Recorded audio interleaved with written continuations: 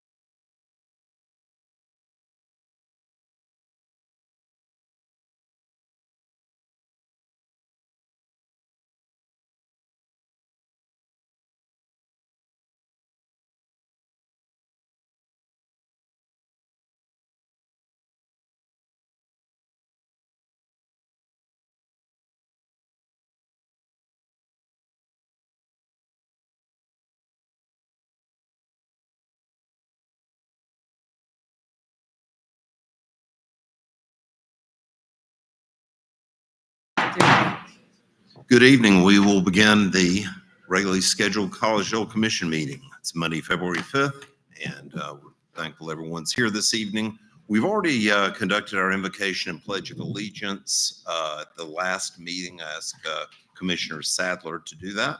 So we will move on to the roll call, please. Commissioner Baker, Here. Commissioner Lamb, Here. Commissioner Sadler, That's my Here. grandbaby. Vice Mayor Johnson, Here. Mayor Lloyd. Here. And I believe everyone's had a chance to review the previous meeting minutes from December 18th, 2023, as well as the January 22nd, 24 Commission workshop meeting minutes. Any changes or addition to either one? I move that we accept them both. Okay, and I will second that. So we have a motion for approval and a second, and roll call, please. Commissioner Baker, Yay. Commissioner Lamb, Yay. Commissioner Sadler, Yay. Vice Mayor Johnson, Yay. Mayor Lloyd. Yay.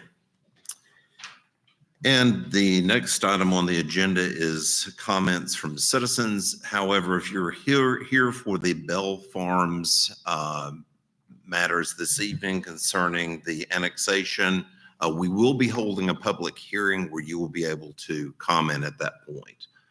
So any other public comments other than that? Okay, if there are none so noted, then we have no unfinished business, and let's move to our new business. First and final reading of Resolution 541. Resolution 541, a resolution of the City of Collegedale, Tennessee, recognizing similarities and affinity with the City of Loma Linda, California. Okay, I met with the mayor of Loma Linda on January 1st. They have adopted a resolution to regard the city of Collegedale as a sister city. So this is a reciprocating act on our part to the city of Loma Linda. A lot of similarities in our cultures, the values that our cities hold. Any questions, comments about this resolution? I had an opportunity about a year and a half ago when he and his family were here in Collegedale visiting, and I had a nice visit and chat with him, and I think this would be a good thing for us to be able to reciprocate. Well, Mayor Dupper is planning on his daughter attending Southern this fall, so looking forward to that. It's duper. I'll make a motion to approve. I'll second. And roll call, please. Commissioner Baker, Yay. Commissioner Lamb, Yay. Commissioner Sadler, Yay. Vice Mayor Johnson, Yay. Mayor Lloyd. Yay. I'm sorry, mine came out like a frog, but it was a yay. We understand. Okay, we will close our commission meeting and we will open now our public hearing. First and final reading of Resolution 542. Resolution 542, a resolution to annex certain territory known as Hamilton County Tax Map Parcel 132.045.03 upon owner request and with written consent of the owner, and to incorporate the same within the corporate boundary of Collegedale, Tennessee. So my name is Jason Allen, the staff planner for the city of Collegedale. I have a couple PowerPoints. Resolution 542 is for the annexation of the property off of Lee Highway. There are two other cases that are technically attached to this, the rezoning case and the PUD overlay.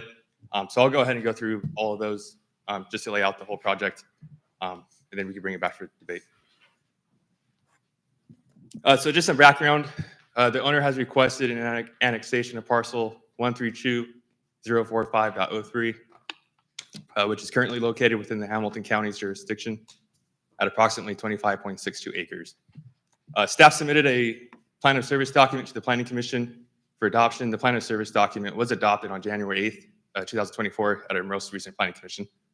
The annexation has now moved forward to today to the City Commission as Resolution 542. What is the plan of service document? This is the document that I just said that was seen at Planning Commission. So the state of Tennessee requires cities to adopt plans of services describing the services that will be extended to that area, including police protection, fire protection, water service, electrical service, sanitary sewer service, solid waste collection, road and street construction and repair, recreational facility programs, street lighting, zoning services, and city schools if maintained separately.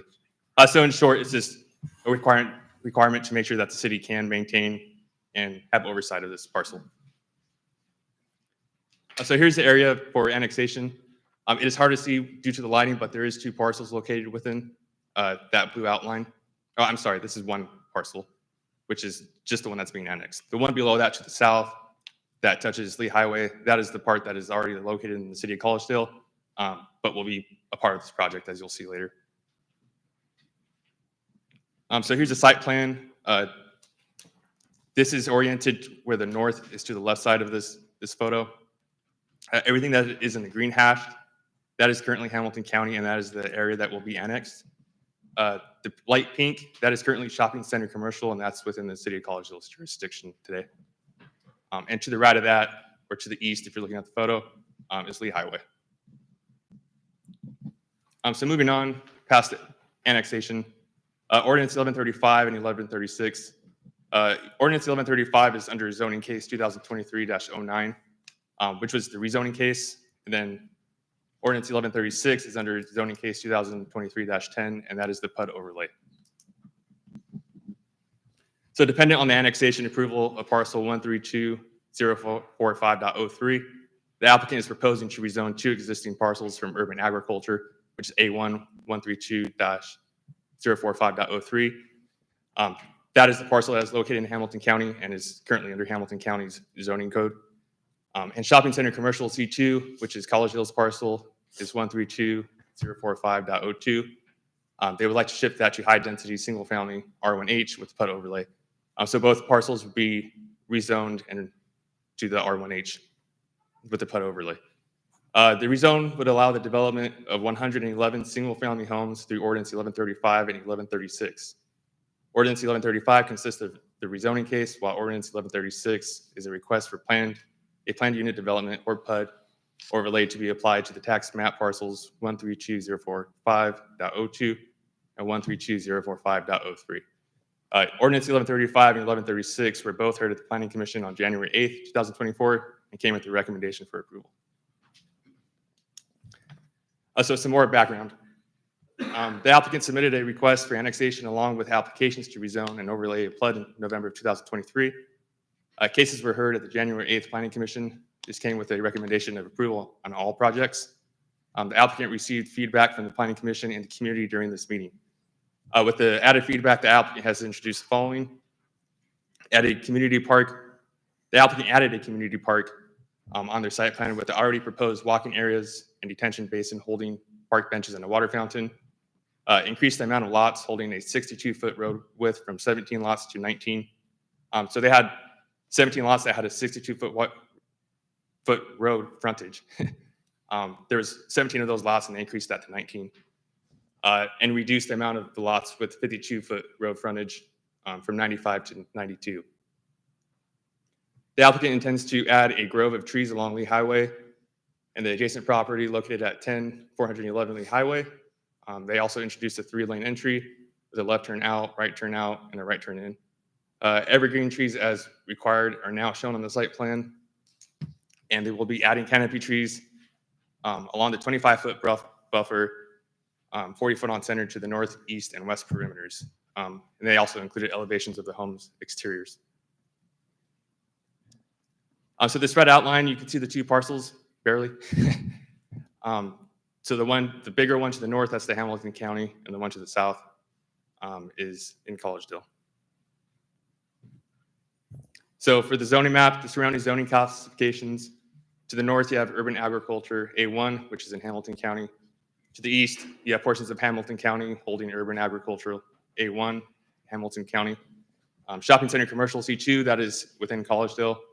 To the south, you have shopping center commercial within Collegedale and mixed use business center across Lee Highway. To the west, you also have urban agriculture in Hamilton County and shopping center commercial C2 in the city of Collegedale. For the surrounding land uses, to the north is single family dwelling, to the east is vacant land, to the south is commercial across Lee Highway, to the west there's vacant land and single family dwellings. So again, here's the site plan that was shown earlier. Again, those two parcels will be merged together if approved. And the total area would be under Collegedale's jurisdiction. So we did have a couple of questions on how this R1H is going to meet standards. We have a zoning standard, which is R1H, that is separate from a PUD overlay. A PUD overlay allows the applicants to come in and have standards that would not necessarily meet the R1H zoning, but then allows the city to implement additional conditions that would allow us to receive a better product. So the PUD overlay, big over the following districts, and R1H is included in there. The units per acre for R1H is 6. The applicant is doing 3.5. And for the setbacks, there's no freestanding building shall be closer than 10 feet to any other freestanding building and no closer than 25 feet to the exterior PUD line. I will show what the R1H zoning has after the next couple slides, just so you can compare. And this lot configuration, the smallest lot width along the public frontage that the applicant is showing is 52. The requirement is 50, so they meet that with the 110-foot lot depth. And here's the open space requirement. All PUDs require 20% open space. R1H does not require that. So this is one of the caveats that the city gets, the 20% open space, some parks, the water fountain, and the benches that we would not originally get in the R1H zone without the PUD. It also has the landscaping requirements that will be shown in front of Lee Highway. So this is the R1H zone without a PUD. The setbacks for that of the front yard is 25 feet, the rear yard is 20 feet, and most of the parcels will have the 10-foot side yard, which would be, the 10-foot side yard is the same as what the PUD holds.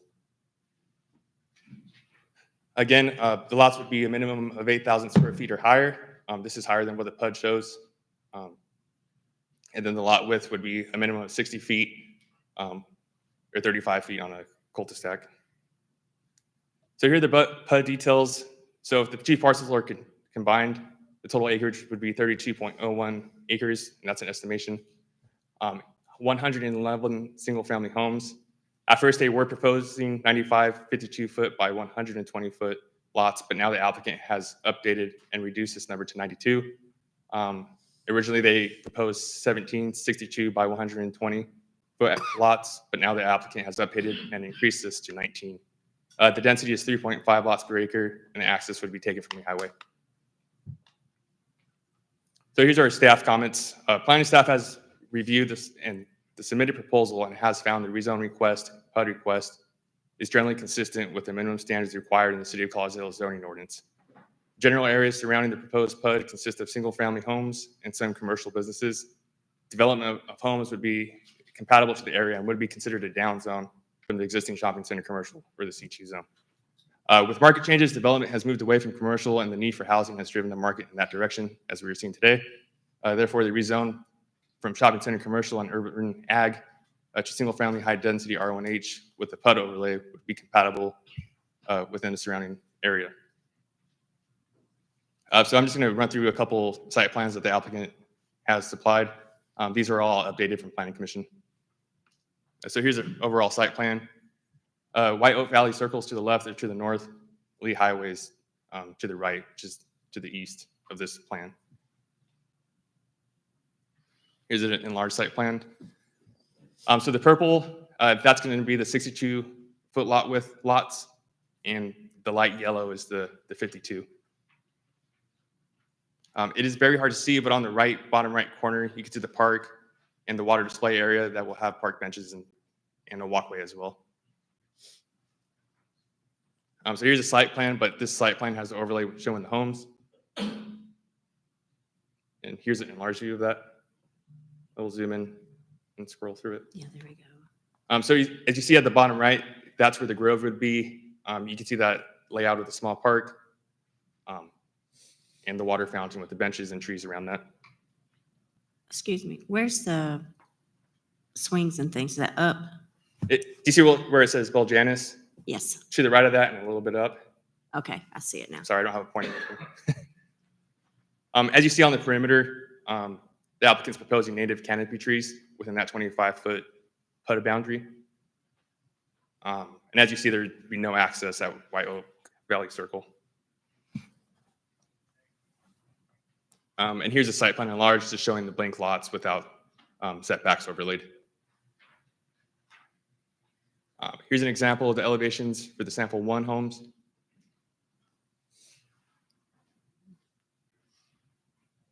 Here's an elevation sample for the other homes. So these are the original conditions that were implemented on the applicant when we first came to Planning Commission that they had agreed to. These were located in the staff report, so I'll save everyone some time and not go through every single one. But with the new updates, staff is recommending that the City Commission add these new conditions to that. So the applicant should construct a community park as approved by the city engineer or the city planner. Along the planned unit development, a 25-foot buffer perimeter to the north, east, and west. There shall be a single row of evergreen and deciduous or native canopy 2-inch caliber trees planted at no more than 45 foot on center, except as required to construct primary, secondary, and utility entrances and exits. Construct a 3-lane entrance which consists of a left out, and right in to be approved by the city engineer and TDOT along the state-owned right-of-way. The applicant to add a grove of 2-inch caliper trees located between the Lee Highway right-of-way, landscape buffer, and stream located on the southwest portion of the PUD. So with that, staff recommends the adoption of Resolution 542 for the annexation of case 2023-01. And staff recommends the approval of ordinance 1135 and 1136.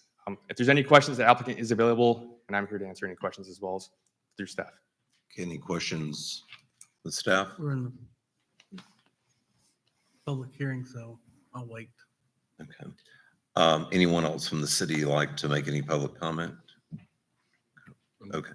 No. And I believe we have the developer here this evening. Would you like to address the commission? If you would, please step up to the microphone, give us your name and your address, please.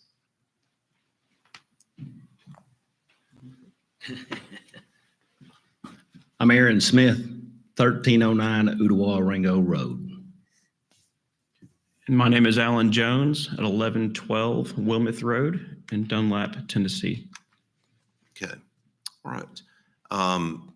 Tell us a little bit about your development, some of the changes that you've made and that what you foresee this development adding to our city. Sure. So thank you for the time to present to you, Commission. So since the Planning Commission date, we've kind of revisited the site plan and have provided some additional amenities. I think that would create a nice benefit to this community and also to the city of Collegedale. As the staff had reported, some of those additions is looking at adding a community playground and a community space for this development, as shown kind of near the entrance.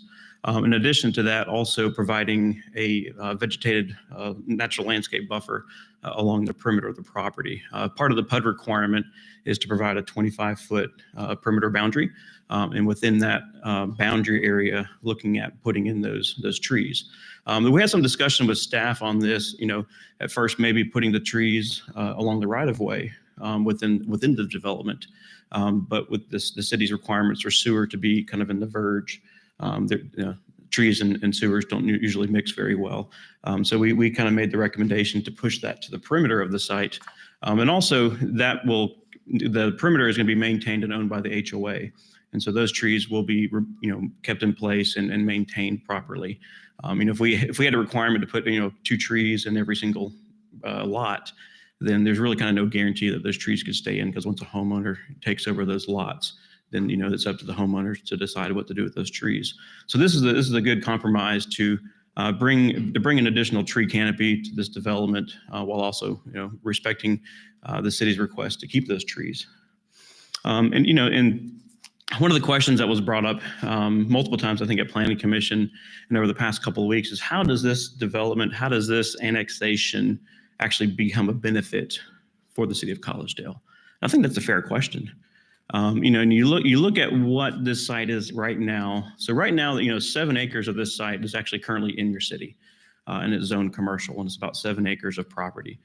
You can actually do quite a bit with 7 acres of commercial development. So part of this request is to downzone the 7 acres that's currently in the city and bring that into the residential development. And if you actually look at the site plan, the portion that's in the city right now is going to have about eight lots, and the rest of it's going to be green space, open space, ponds, fountains, community playgrounds, and that kind of thing.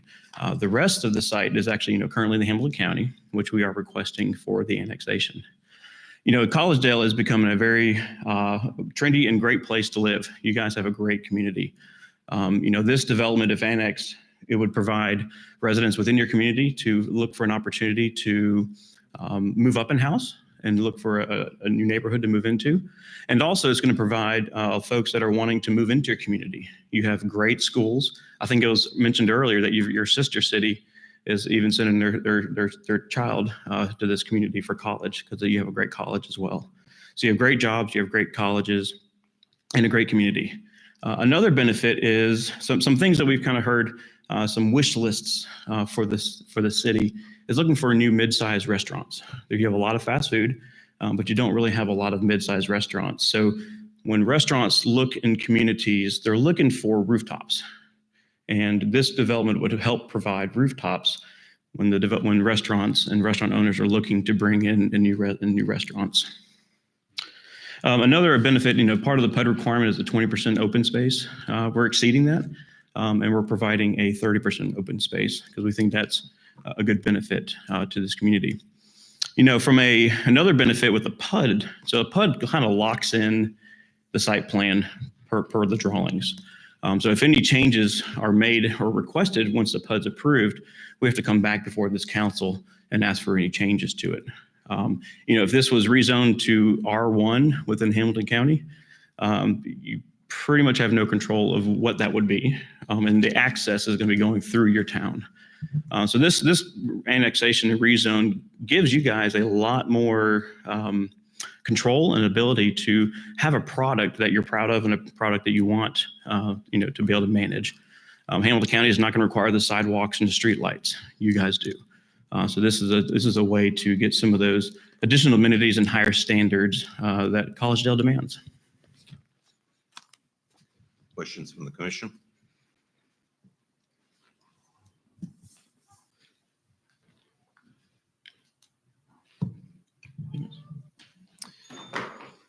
Any questions? If there are no questions, thank you very much. We appreciate your coming and speaking with us, and appreciate your insight. Great. Thank you so much.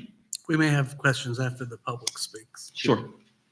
Okay, we will open up the microphone to the public. I know we have a lot of visitors here this evening. We'll ask that any comments be done with decency, that they be done in order.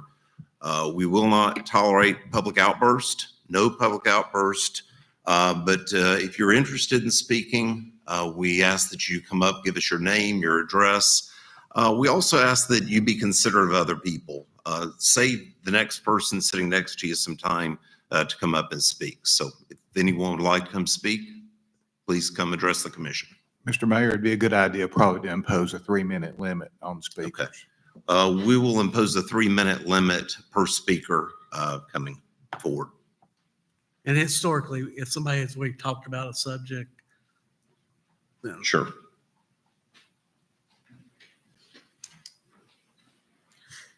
My name is Alice Tim. I moved to White Oak Valley Circle in the 70s when it was Route 2, didn't have a name. And I was a professional tennis player. I had traveled all over the world, and the reason that I wanted to buy this place was because it was unique.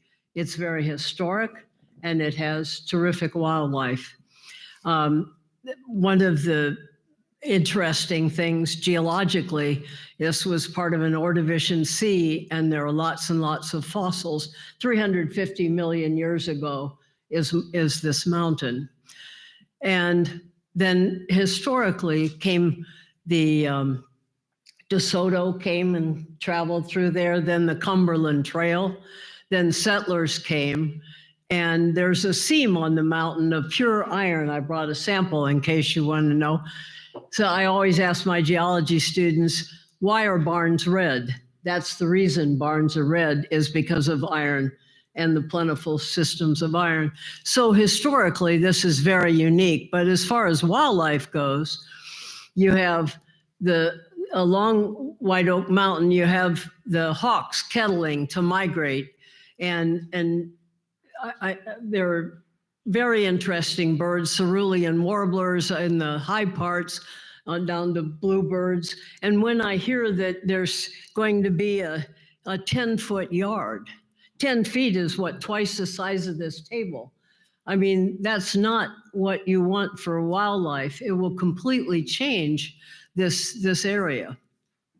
I wanted to tell you just one quick story because I know everyone else has their own. But every year along the mountain come bears, and they come looking for new territory, especially young males. But this year I had 2 bears, a big bear and a little bear, presumably a mom and a baby. And the little baby would swing on these saplings until they would break. And finally, after 6 weeks, the big bear came into my garage, broke all my windows, and she was going to come in the house eventually. So I called the wildlife people, and if you've ever dealt with wildlife people when you're a woman, you know, they think you don't know what a bear looks like. But he took a look at all around, and yes, I had bears. And so I asked about removing them because Polk County had a bear reserve in the past. And he said, now there's no place for wildlife. He said, if I took them from your house and took them to Polk County, it's all summer homes. There's no place anymore. But we have a place at White Oak Valley Circle. And we have the deer and the animals. And if you take this away, it'll never be again. And on the slide, it said detention pond. I'm sure they meant retention pond, but detention pond. That's what you're doing. You're cutting the trees so you can plant little useless Bradford pears. We already have trees there. And once you lose this, Collegedale will never have it again. There won't be any wild space. Thank you very much. Anyone else like to address the commission?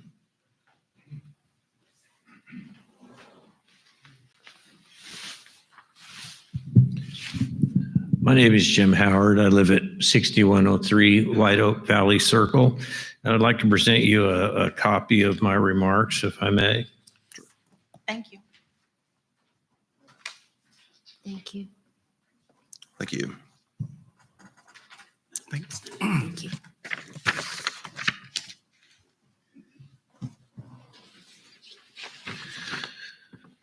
Only one thing prevents erosion, and that is vegetation. Think of soil like being a sponge. Once it's saturated, any excess runs off.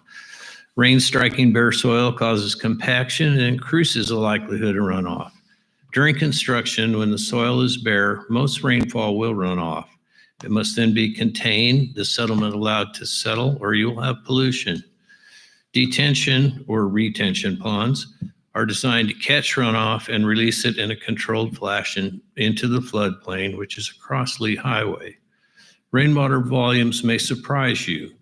1 inch of rain on 1 acre is a little over 27,000 gallons. The site under review is 32 acres. So that's approximately 869,000 gallons of water for every inch of rain. During a 3-inch rain event we had a few weeks ago, 2.6 million gallons of water was deposited on this site. This property has a roughly 3% grade. There's a 50-foot elevation difference from top to bottom, meaning from White Oak Valley Circle to Lee Highway. It all slopes toward Lee Highway, and any runoff will end up there. The construction phase, when the most danger to the environment is present. After construction and restoration of vegetation, a straight volumetric calculation is no longer valid. One must use Soil Conservation Service curve numbers, which consider things such as roofs, roads, parking, landscaping, and such. For high density subdivision, which disqualifies that, the runoff is roughly 40 to 45% of the rainfall upon the site. Collegedale Ordinance 14-511 states the peak discharge rate shall not be higher than it was prior to the development. This requirement seems impossible to meet, as most of the water landing on the site was absorbed due to nearly 100% vegetative cover prior to disposed development. College Ordinance 14-512 states there shall be no detrimental effect on the floodway or the flood elevation during a 100-year storm upstream or downstream of the proposed development as a result of the development. The property across Lee Highway already floods during high rainfall events. I owned a building there and it flooded a number of times during my years of ownership. There will be additional water added to this floodplain every time it rains. On September 5, 2011, we had 9.49 inches of rain in one day. Over 8.2 million gallons would be on this site, much of it going under Lee Highway to the floodplain. The risk of harm seems much greater than any positive effects this subdivision would contribute to the neighborhood. And there's a following page I do not have time to present due to my time constraints. Thank you. Thank you very much.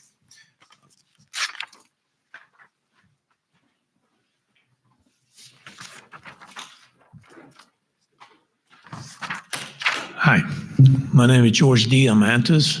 I'm at 6508 White Oak Valley Circle. And I won't talk about this because of the time that I have restrained, but I'll give it to you. Thank you. Thank you. Good, thank you. Thank you.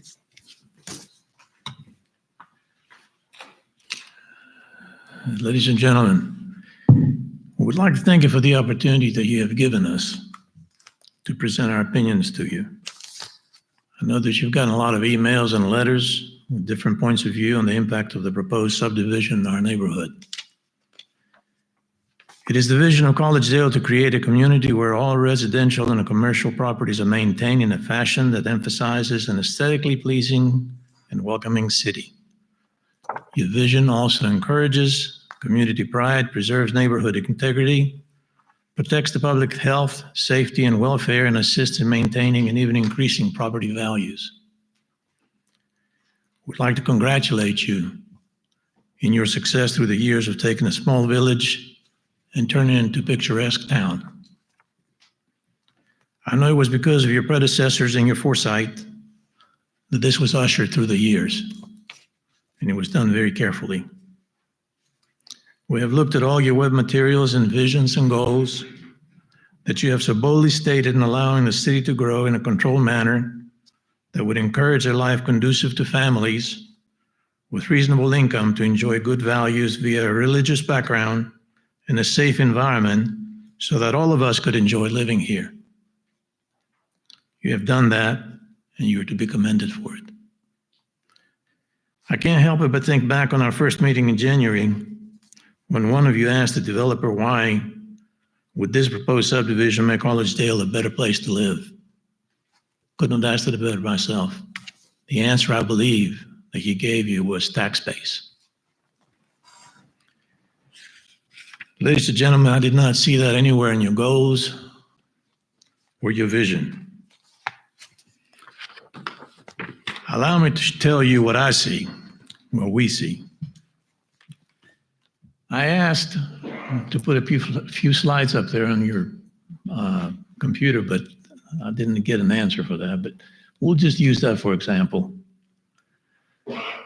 That site that you see there, if you look at it and you look at the percentage of space for children to play at, there's a tiny little dot right next to that retention pond. What you're looking at is wall-to-wall houses and roofs. It has a single swing, no playground, pool, clubhouse, or a place for them to enjoy the Collegedale lifestyle, as you so clearly defined. So where are they to play? On the computer or Lee Highway?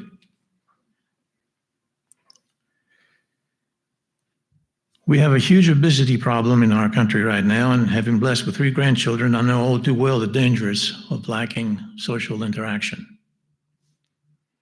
The reason there isn't any place for them to play is because there's a huge effort for maximizing profits and tax base. There's a new subdivision about a half mile north of us, of this subdivision. We don't have a problem with that at all. And the reason we don't have a problem with that is because the lots are much, much bigger, and they have built it with wildlife in mind. We know that you will make the right decision for this. And we hope you keep in mind all that make a difference to your neighbors. Although the developer allowed 25 feet on the White Oak Valley Circle, it is so sparsely planted that we'll not only see wall-to-wall houses, but inside their rooms as well.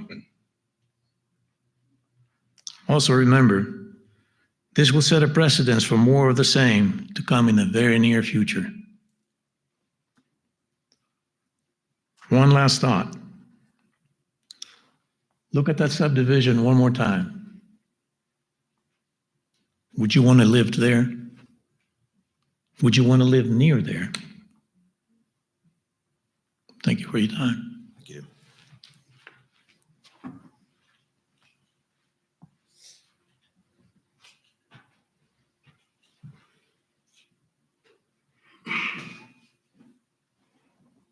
Next person to address the commission.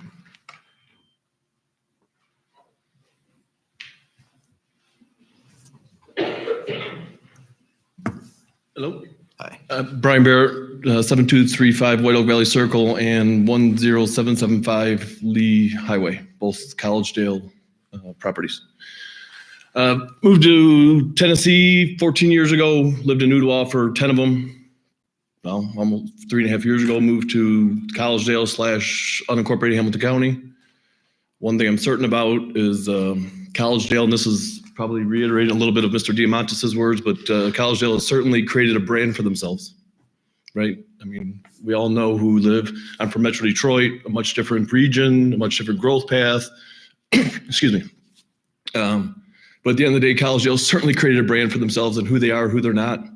And some might consider their brand a fault. Some might consider it much positive, and opportunities like this exist. I don't think it would take a first-year college student or even in high school education like myself to, this is not Collegedale at all. Whatever that brand is, this is not Collegedale. I mean, this is a detached 32 acres, far from city services that makes no sense at all. Even going back to last year's approval of the Edgemond property with much, much different density. The final development, it was everyone, it's in writing, it's in the news that this is what the Collegedale vision is. After all the concessions, everyone moved on, and this is what Collegedale vision is. If that's what Collegedale vision was only last July, I mean, this is not even close, right? So at the end of the day, I fault Mrs. Bell none for maximizing the value of her property. I value this gentleman here by maximizing the value of his development. But when everyone wants something, it comes down to leadership of who gets to pick and choose who wins and who doesn't.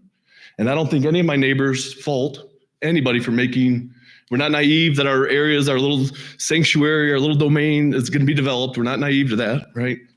But at the end of the day, what does that development look like? Is it Collegedale? I would say just like Mr. Diamantis said. Detached, 2.5 miles outside the town center of the Appleton Bike Corridor with no other supporting services. It's just not Collegedale. I mean, we all do Lee Highway regularly. Developments like this on Lee Highway will turn into Hunter Road. And I lived on Hunter Road for 10 years. So at the end of the day, everyone in this room wants something. I don't fault anybody. I'm very capitalistic. But at the end of the day, when everyone wants something, leadership has to provide the brand that you guys have voted and met over the years and developed and put out on the website and probably had conversations with about your new sister city in California, et cetera. This does not meet Collegedale brand in any way of anything that I've known about Collegedale in the 14.5 years that I've lived in Tennessee or in the 3.5 years that I've been a taxpayer to the city of Collegedale.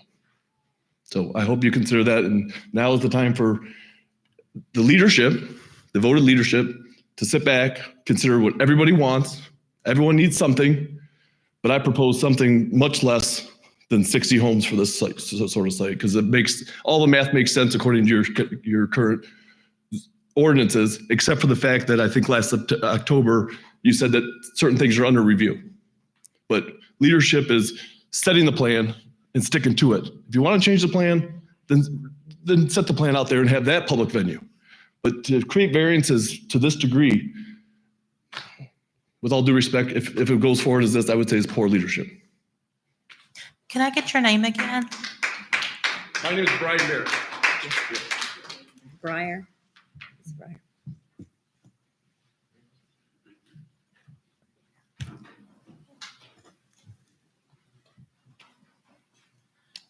Good evening. My name is Walter Rao. I'm at 10408 Lee Highway, Automotive Solutions, just across the street from the development. I guess I'm a little bit worried about the rainwater, the stormwater runoff. I would rather see maybe a few houses per acre, maybe 1 or 2 houses per acre. But my property already does flood especially when it rains more than 2 inches. There's a huge beaver dam further down the road behind the C&M disposal place, if you guys know where that is. So in my mind, I think something needs to be done about that to assist with if there is going to be development, which I'm not against, but I think those beaver dams and there needs to be provision for it. This is what I wanted to say. Thank you. Thank you Very much.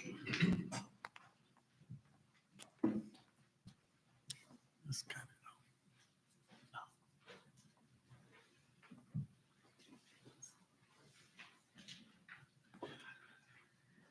And good evening. I'm Rob Hagley at 6048 White Oak Valley Circle. And obviously, a lot of the neighborhood is here. We're not all going to be coming up because most of those viewpoints have already been spoken. One thing I did want to say is it's odd to me that this is like the most detached subdivision in Collegedale, and it will be the only one that's this dense. I only see one little sliver of an R1H, or whatever the density is, elsewhere in Collegedale, and the homes aren't nearly this tight. So it just is really odd that you'd put a high density this far in Collegedale when there's nothing like this so far. Thank you very much.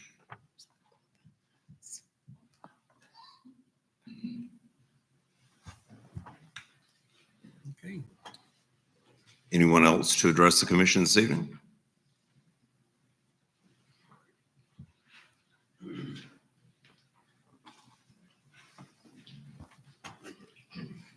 Hello, I'm David Otis, 6821 White Oak Valley Circle. I wasn't planning on speaking tonight. You know, I lived for 10 years in Loma Linda. I've lived here now almost 20 years in Collegedale. I work right across the street at a dental office.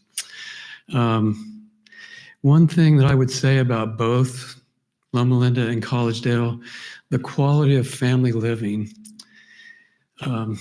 That's why a lot of people are moving here. And we just, I would hope that we could somehow maintain that in a sensible way.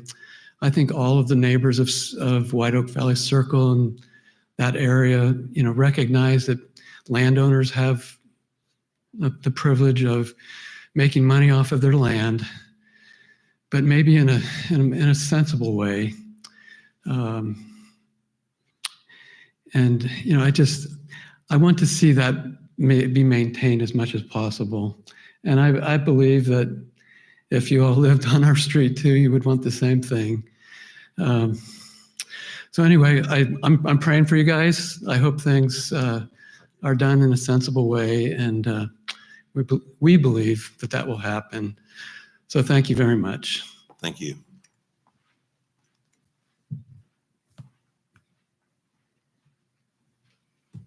Anyone else to address the commission?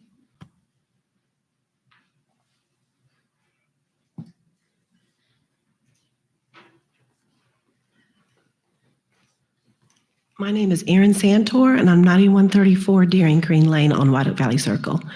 I just have actually a quick question. I kept hearing the developer saying that if they did it with Hamilton County, there'd be a lot less regulations.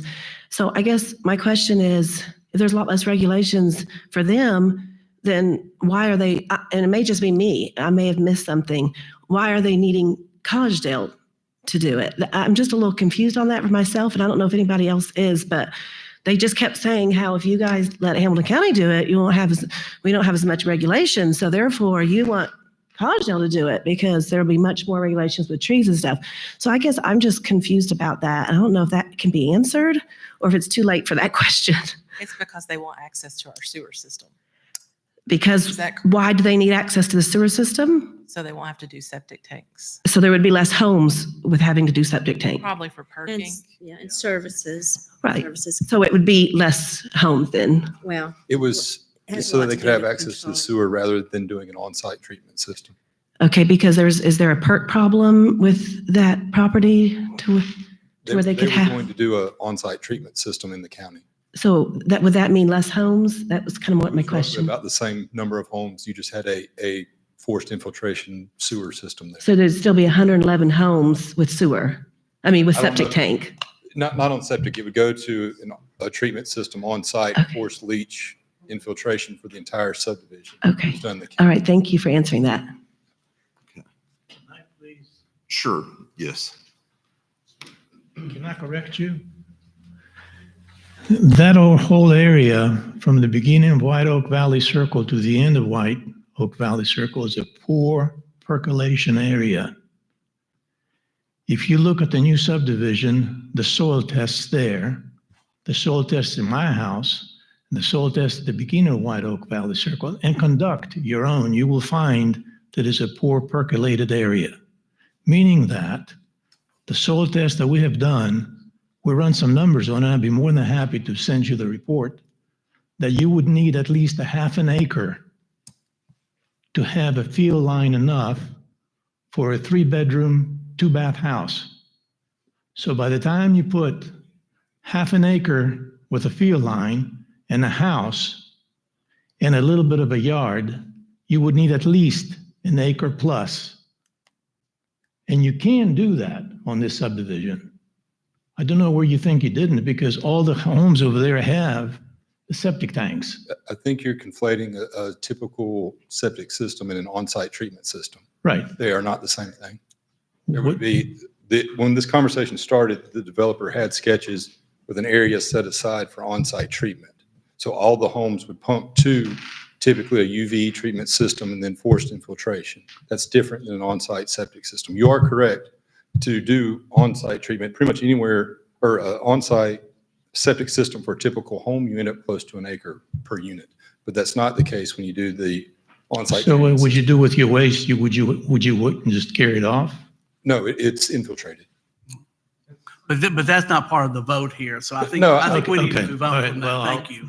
It's over my head. Yeah, no problem. I'm not familiar with that. Also, the number of people on wells. Okay. Any other public comments? If there aren't, sorry.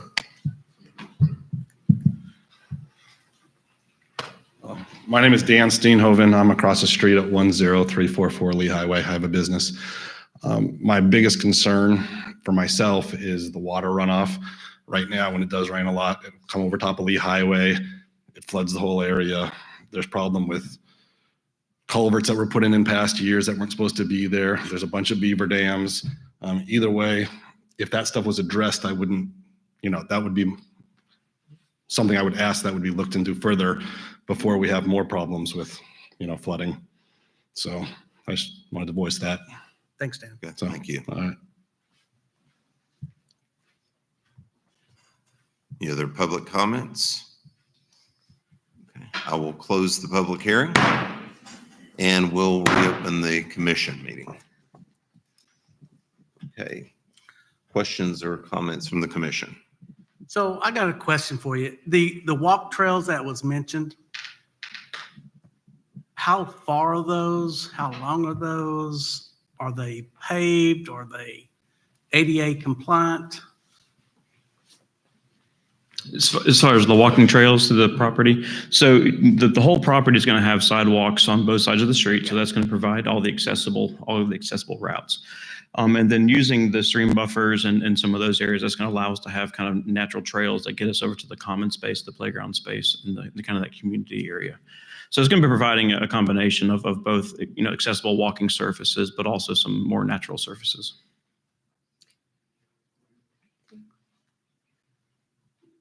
I was going to ask a quick question, because I've met with you. Concerning the pond, because there was some talk about where the playground area is, possibly somebody pulling the water back. Mhm. That's not shown in this, am I correct? I'm sorry, what was that? It's not shown where the water, the retention, where you're going to put the playground. Yes. It's right there. in the Yeah, blue. but where it has the water there, right where the name is, it was pointed out to me in a meeting that that was going to be pulled back a little bit. Oh, as far as the final location of the kind of the community playground area? Yeah. Yeah, That it's going to water's be pulled back to add more room for the playground, or am I misunderstanding something? good. Great question. These are typical ponds, Mhm. and we've probably oversized them for what it shows. So it probably won't be as big as that pond. So there'll be more surface area for playground and walkways and those That's- things, more green space area for that. Okay. Yeah, when you're in the planning stage, we always overestimate what stormwater requirements are going to be because it's always easier to reduce stormwater if needed. It's a lot harder to increase stormwater. So when you're doing your preliminary engineering, preliminary site planning, we always kind of overestimate what we need for stormwater because it's a lot easier to to shrink if needed, once you run through all the engineering calculations.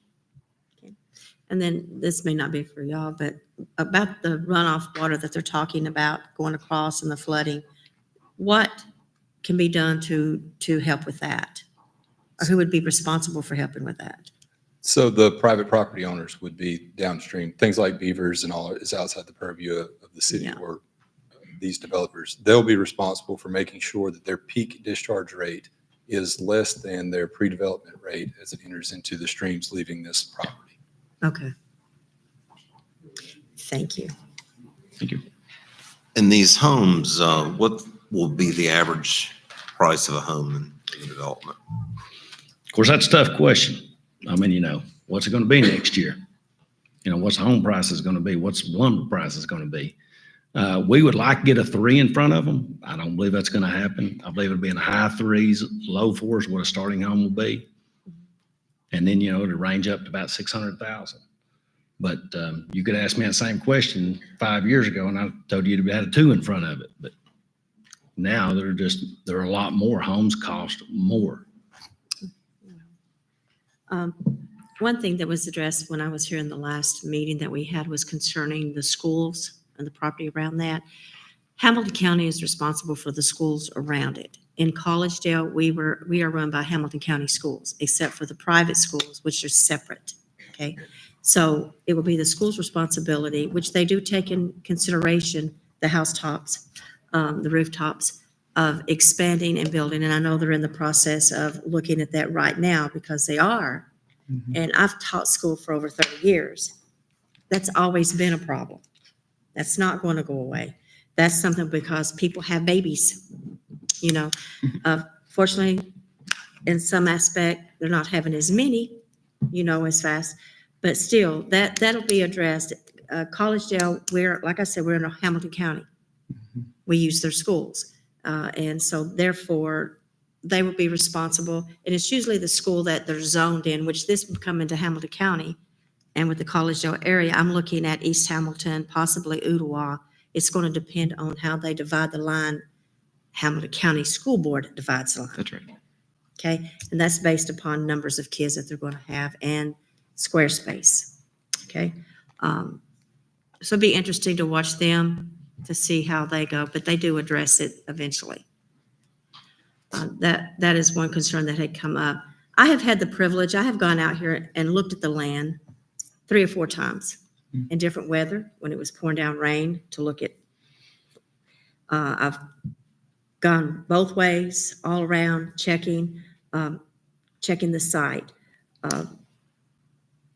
My concern is this. I mean, all of this is valid, what everyone's concerned about, and I understand. I'm having a housing complex being built behind my house right now on Ottawa Ringo Road. They've cleared the land, but the weather has, stopped a little bit. So I'm kind of looking at this, and I'll be honest with you, I voted for it because I wanted more than just industry or a big warehouse behind my house. I like sitting on my deck and looking at the trees and so forth. I do believe that the people that are in the process of doing that, we've held a tight line for them that they'll put the buffers in up because I've already checked it closely. You can ask our city manager. I've called and had people go out there and measure it to make sure that they've not overstepped their boundaries. And when we look as a commissioner, I do, I can't speak for everyone else, but when we look as a commission, I look to see ahead. I look to see now, and I look to see what we're projecting ahead. We can, yes, we have storefronts, we have property lines all the way up through there that you're looking at for us to annex. Something's going to go there. This Collegedale has more control over. We can control more of the aspect of type house because we have built and took pride in our community to bring it to where it's at. And we want to maintain that. And so therefore have we made mistakes? Yep. Have we corrected them? Yep. Because I've lived out here for over 20 years. So my concern, and having met with the developers and stuff before, they've addressed a lot of things that were brought up in the community, the sign, the parks, the walkways, and even some of the retention and everything. So I think you're making good effort. You're trying to work with the people. And I acknowledge that. Uh, I strongly understand it's a beautiful area. I wouldn't mind living up there myself, okay? But then when I look at it, I know where some of the properties they've already cleared. They've cleared a lot off of their own land to build their own house. And the woods are backing up against their house. That will not, I think this is not going to have as much as impact as that, to be honest with you. I still have coyotes right here at the railroad track. Last night, two of them got into a fight behind my house. And I'm connected to the railroad, right behind the middle school. I think I do like seeing deer and things, and I do see them coming. I know it's going to take away, it's going to push them over into Bradley County, the wildlife, for them to have and maintain over there. But what we have to look at is what's best for Collegedale. And we do acknowledge the community. We're not just wanting tax base, is what I'm getting at. We don't make decisions based upon how much taxes or property tax we can get off somebody. That's right. As you should not. We don't do that at all. We look at how it's going to impact the community, not just now, but in the future. Because we can see a little bit what's coming down the roadway. And I believe it was spoken that there was a subdivision being built up the street. And they're having mansions, $1 million homes and so forth. And It is. I would not put $1 million home on a size of property like this, okay? I wouldn't, because I do like large lots. But I can see what they're doing and it'll sell. I want to have some control as to what goes over our city, to have some control, not me, but our city to have control what's going up that way. You know what, and it's going to depend on what the people demand. And we're short housing. It is, Miss Baker. And the biggest thing is you guys have a PUD going on here, which is your maximum control. I mean, I can't change from what we're doing. You know, once you have that PUD, I got to stay to that PUD, and it gives you and your staff maximum control over us to do things. So, I mean, you're getting the max you can get. And I still go back and say, what is Collegedale getting? 100 new families. That's what you're getting. Now, I know that's scary. And I know change is hard, but it is coming. So you have the maximum control to do what you want to do upon, the right plan. As far as the stormwater goes and all that, we'll meet or exceed all of what your requirements are, which I cannot get me beyond what the peak discharge is. I know a lot of people don't believe that, but it's just the way, it's what the facts are. It's how it comes out when we run the numbers. Well, I don't run them. The engineers run them. And when you're looking at a PUD and a rezone and annexation, we're looking at, is this a product? Is this a development? Is this a community that you want to be a part of Collegedale? Stormwater, the curb types, the gutter, all those engineering details. That's not necessarily part of zoning. Because zoning is this the use that you want in your city? All those details, you got fantastic staff. Those guys are going to keep the engineers' feet to the fire to make sure that I've done some developments in Collegedale from design standpoints. So you guys have hard criteria, and they should be, but they're good criteria. And so with this project being in Collegedale, those standards are going to be upheld. Well, I do, because all this is going to be underground, electricity and all that. Absolutely. Some post things up, which I like personally.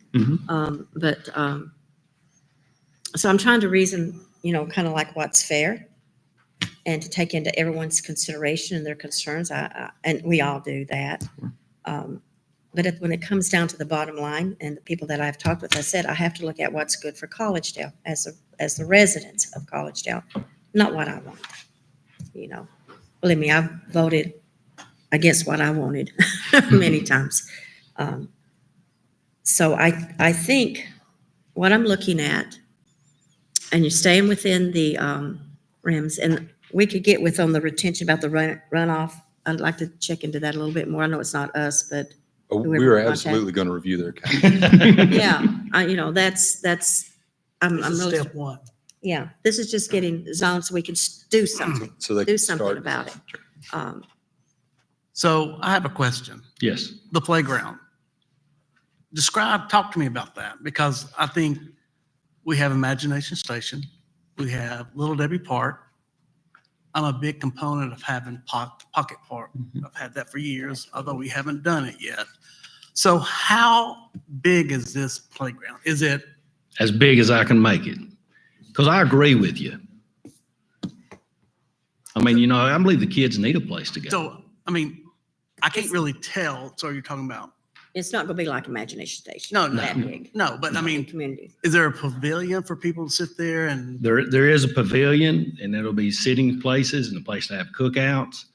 And, you know, and there'll be playground station for the kids. So. And we'll fence more than that one in. Swing, more than. It'll be more than one swing. It will be. You know, this is coming from someone else. So I have 4 kids. You have the Children Rebellion if there's not more than one. I think, you know, right now, most people go to Imagination Station and some of that. And if I could respond to this as well. So I have 4 kids ranging from age 7 to 16. You know, my kids, they enjoy playgrounds. What they enjoy is playing out in the natural environment. So it's going to be a combination of both. You know, where this playground is situated in the pavilion, in the community area, you know, we're preserving almost 30% of the site, which is probably 9 acres. And so we're preserving 9 acres of land for kids to enjoy, which is all centered around this community park. So it's going to be a combination. Yes, we're going to have swings, pavilions, playgrounds, the built environment, but we're also having an opportunity to have the nature environment, getting out there and playing with sticks, playing in the water, and getting their feet dirty. Tell us about your previous developments in anything similar to what you're proposing here. As far as in Collegedale or? No, Oh, just in general. So for you know, from myself, so I've now am a sole proprietor. I work for myself as a land planner, landscape architect. But I've worked for engineering firms over the past 16 or 18 years. You know, I've worked on everything from apartment complexes to single family subdivisions to commercial properties. And, you know, with all developments, we always look at, and especially as a landscape architect, I look at how does the site work from both the end user's perspective, but also how do we meet all the requirements and regulations. So, you know, looking at the care of the design and, you know, obviously we got to meet all the requirements that the city has. So it's meeting those requirements, but also looking at it from the perspective of the end user. You know, if we're looking at a family coming to buy a home in the subdivision, you know, their entrance to the subdivision is the natural beauty. You've got ponds, you've got green space, you've got this grove on the front of the property. So it's kind of, you know, you get this nice area as you move in. Yes, Is there somewhere similar? Because I have done this before, even with the one that's coming up down the street from you. I've traveled to Atlanta and checked out their styles and their workmanship and everything. Is there something or some place that I can get a visual, I can go to that's already been built, that y'all have been a part of, so I can form an opinion? Sure. And I can give you how many ever you want. You know, there's an Old Stage Run, which would be close to it, and that's out in Hickson. Okay. There's Prairie Pass, which is right here beside of you. Oh, I know Prairie Pass. I went Yeah. out there to buy. Do they still have flooding problems out in Prairie Pass? They have what? Flooding problems? Wasn't there a lot of citizens upset about? I hadn't heard anything about it. There's one down from it, I think. Because I remember we had. But I have I'll not. look for it and get in contact with you. Yeah, please do. So you're saying over in Hickson? There is Old Stage Run. Stage Run. We just got through the last phase of Wellesley subdivision. That's in yours. Yeah. Did you do Barnsley also? I did not. Okay, that was the other. My brother lives in Barnsley, but I do That not. I might did be not. what Yeah. I'm thinking of. Okay. Okay, so, okay, that's fine. I'm. Do you need any more? Pardon? You need any more? No, that's fine. I'm Okay. very familiar with Wellesley. I've walked them streets campaigning. Old Stage Run, I know where that's at because I taught in Hickson for many years. so Yep. I know where that's at to look and see. So that gives me an idea of craftsmanship and so forth. So I have to tell you, it really didn't sit well with me after the last meeting. Yes. And it was because we were here for revenue money. And just for the audience to know, that's not true. The city doesn't make a lot of money off homes. You're shaking your hand, yes, we do, we don't. Correct. Okay, I just want to make sure it's clear. So what I want for everybody to know Hamilton County taxes go to Hamilton County for schools and all the services. The city of Collegedale taxes, it goes to fire protection, police protection, waste management pickup, large item pickup. There's numerous things that money goes to. And actually, ours is revenue coming from businesses. Grants. So that's, if we didn't even build another house, not a big deal for us. I'll be honest with you. Revenue is where we have businesses. So the future of homes, for those who, I know White Oak Valley is a little different, is small homes. Go up Ottawa, Georgetown, go all the way down Ottawa, Ringo, look at Barnsley. Collegedale has them. We have some duplexes up here that I don't know, I must have missed it when we voted for it.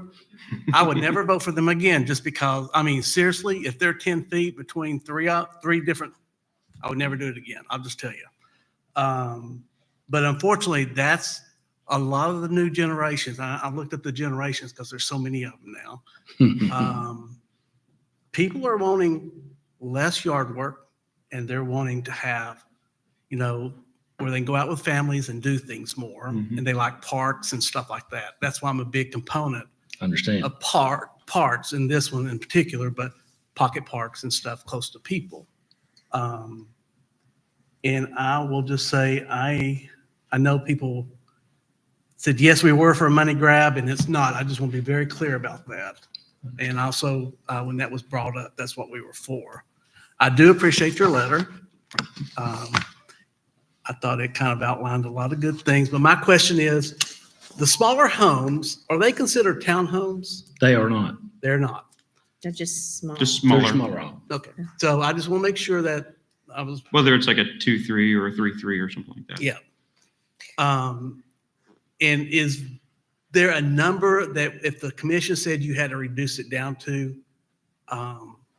it just takes away from your development piece of it and profitability, I guess, right?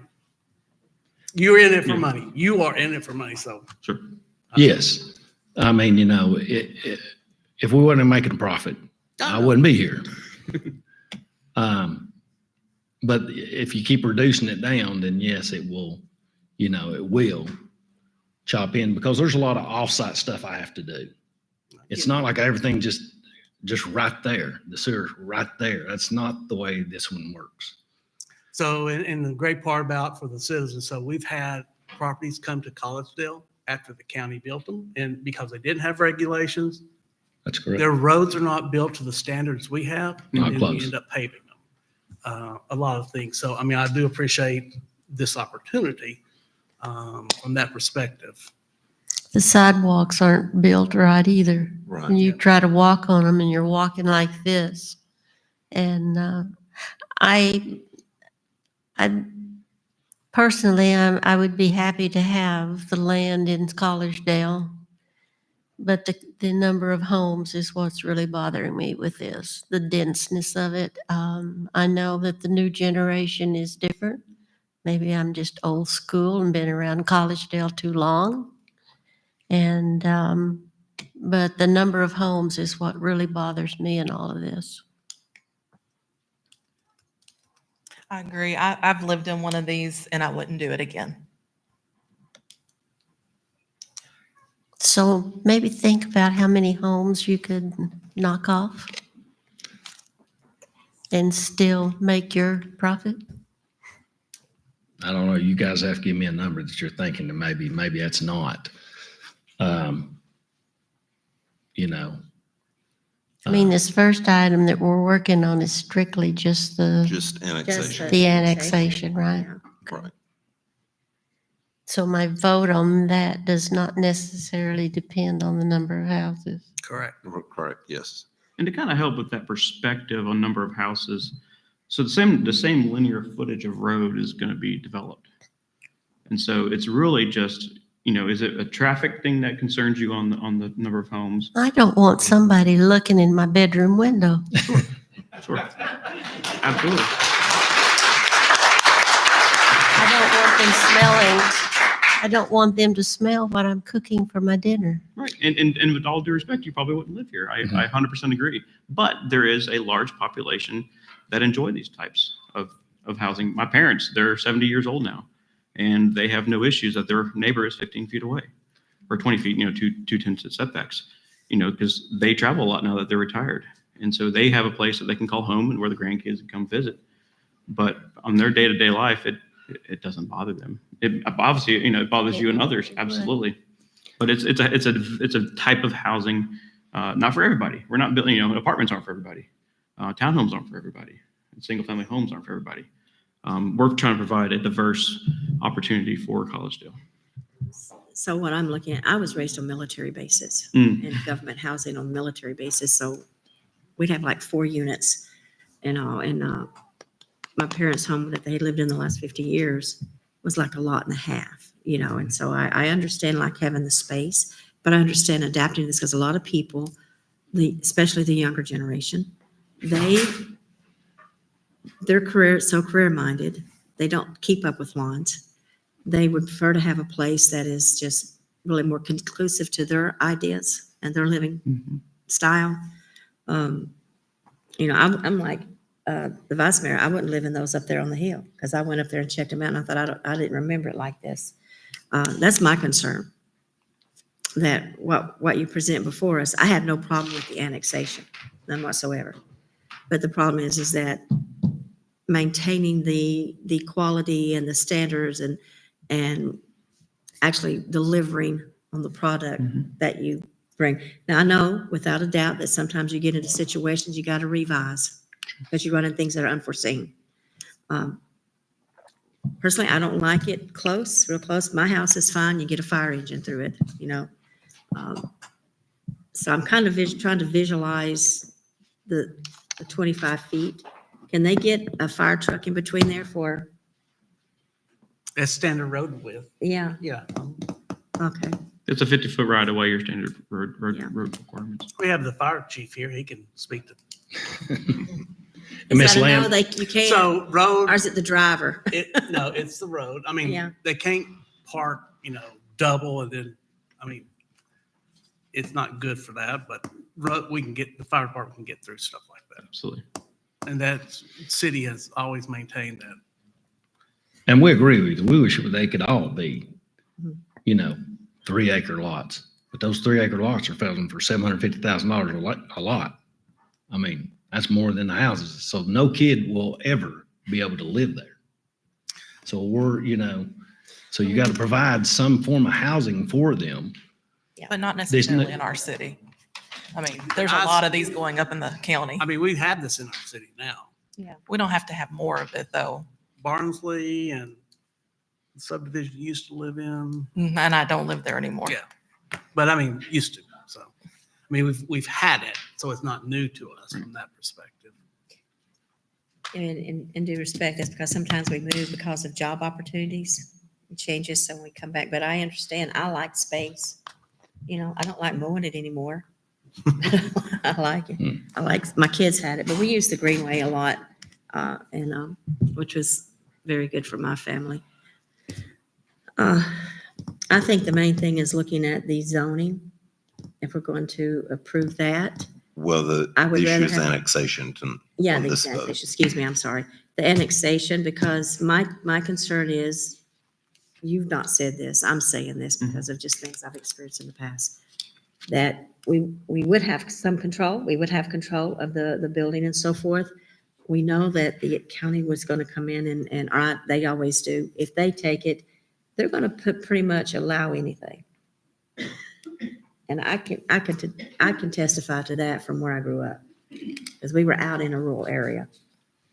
And If I'm not mistaken, the county will put more houses per acre. they'll put more per They acre. can put 6. They can put 6.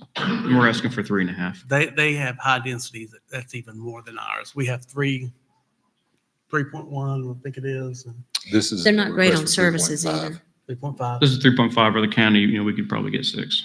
Yeah. And then you're looking at police services and things like that. We would be able to provide for that because we do now. How the county hasn't changed, I hate to give my age away, over 40 years. We make a call, it takes 45 minutes to 50 minutes for them to come, 15-minute drive to respond out in the area. And then plus there, because they're having the more condensed downtown, the things that are going there, and I understand that. But when your house is robbed and your 80-year-old mother's house is robbed and you just live less than 10 minutes from there and they tell you it's 45 minutes, oh, we got to make an appointment. And you have to set up an appointment for the next day for the police to come out and investigate. That doesn't strike too well for me. And it was the same response when I was 19 years old. It was so it hasn't grown any. So that's one of my concerns is, then we are still, if we still don't do it, we're still responsible for the front half that's in with us.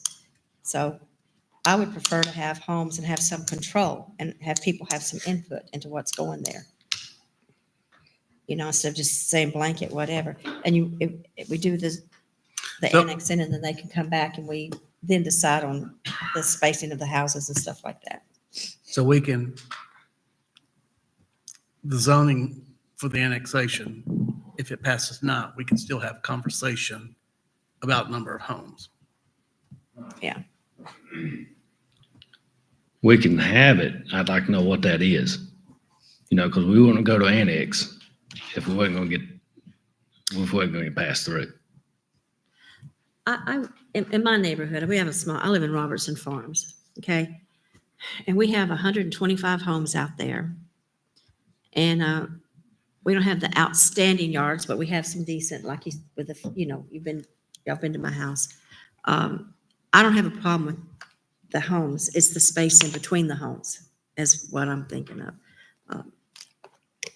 So I'll go out and measure the difference. So and I'm comfortable, and people in the neighborhoods are comfortable with the spaces that we have. It's not an acre, it's not a 2-acre lot or anything like that, but it's a nice size yard. It's a nice size green space and easy to maintain. So I think that I'm gonna go check out over in Hickson again, look at that area, and I'll see how the houses are spaced and all that. I'm a visual learner. Okay, but I think we should go ahead and go with the annexation. Okay. So we can. We're still in the public hearing, aren't we? No. No. We're out of it. Oh, I'm sorry. I'm sorry. So is that a Went right motion? over my head. I think it's a motion to go with the annexation with the understanding that, because they're coming back, they'll be bringing us the plans back for us to look at to vote on that later. Those are the following items on the agenda. Yeah, First reading for the other items are on the agenda we tonight. have I'm 3 sorry, I couldn't hear you. ordinances that brings that up, 2 They're on ordinances the that bring agenda. that Yeah, up. okay. So there wouldn't be a comeback Let's get past the first. significantly different. Okay, thank you. So we have I make a motion. a motion for the annexation. Do we have a second? I'll second it. Resolution 542. This Okay. is just for We have a the second annexing. and roll call, please. Commissioner Baker, Yay. Commissioner Lamb, Yay. Commissioner Sadler, Yay. Vice Mayor Johnson, Nay. Mayor Lloyd. Yay. Okay, next we have first reading of ordinance 1135. Ordinance 1135, an ordinance to amend the official zoning map to rezone certain properties from A1 Urban Agricultural C2 Shopping Center Commercial to R1H High Density Single Family Residential, more particularly described as Hamilton County Tax Map 132, Parcel 045.02, and Hamilton County Tax Map 132, Parcel 045.03. Said properties being located within the corporate limits of Collegedale, Tennessee. So ordinance 1135, this is for the zoning. This would convert the zoning from A1, which was in Hamilton County, to the R1H. And then it would also change the zoning where the C2 commercial is to R1H as well. Any questions from the commission? I do want to note that these are the recommended conditions to add. This was after Planning Commission and after the applicant has come back. If the planning commission would like to add these conditions, the applicant would have to agree to them, but they can be added onto the case moving forward.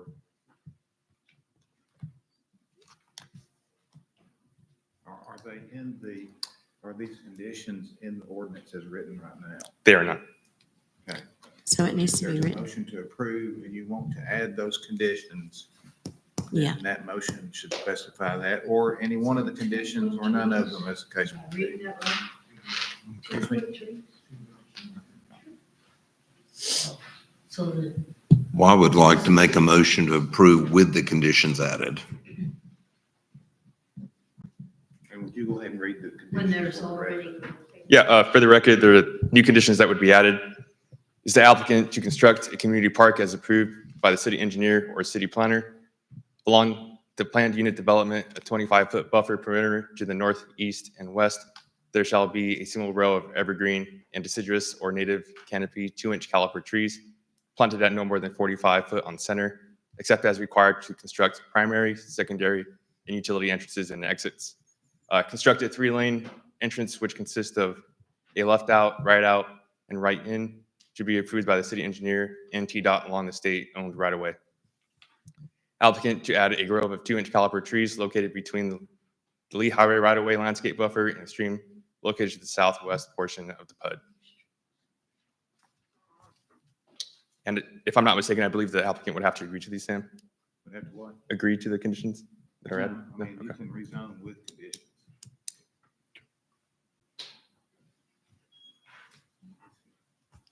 In terms of the rezoning, we have a motion for approval. Do we have a second? I'll second. And we have a second, and roll call, please. Commissioner Baker, Yay. Commissioner Lamb, No. Commissioner Sadler, No. Vice Mayor Johnson, No. Mayor Lloyd. Yay. Rezoning fails. So the rezoning is a no. Do we move on to ordinance 1136? You can't hear a PUD without a base zone. I'm sorry? You couldn't hear the PUD without the base zone. So a PUD has to overlay a zone, and So in other words, the action of the commission has mooted the next item. Okay. All right. Well, So- let's move to ordinance 1134. May I ask a quick question before you? Yes. move on there? So what do we, or would they have to do, or the next procedure for like if they wanted, explain this to me about, Probably going to build a hog farm. pardon? He's probably going to build a hog farm. So in other words, they won't be able to build their houses, but they could put something else there. Yes, it'll be commercial and agricultural. at So this it could be a point. There will chicken not house, be hog farms, solar. whatever's got to make money for them. Yeah, it'll be commercial in the front and agricultural in the back, or they can resubmit with a different plan, but I mean, any request would be an R1 based request if they were going to go with housing, or it could be a more intensive usage request such as an RTZ, which might actually get a consideration as well. Well, my concern with this property being industrial is I would hate to see a manufacturing facility built there. That would require a zoning change as well, but a commercial application would not for the front 6 acres. Okay, so we turned down, basically whoever purchases that land or whatever, we're saying, okay, we're going to control what you can do on it, which I don't think is right. But at the same time, I mean, we voted down to put the Chinese industry out there. It was never proposed. It was never proposed up there because I know they came at us. Yes, it was investigated, Yeah. but And it never we came didn't do that, forward. and But they can come back. They can work with our development group, our They would have planning, to- They would have to to, look at a different option. they would have to come forward with a different zoning request for the next calendar year. So that would be probably a townhome or apartment complex if they stayed residential, or it'd be an expansion of the commercial zone for the entirety of the property. is there any possibility for them to go back and relook and maybe not have as many houses? You have to make, I know you got to make a profit. You got mouths to feed and people to pay. Not for a calendar year under this No. request. They would have to come back with a different zoning request.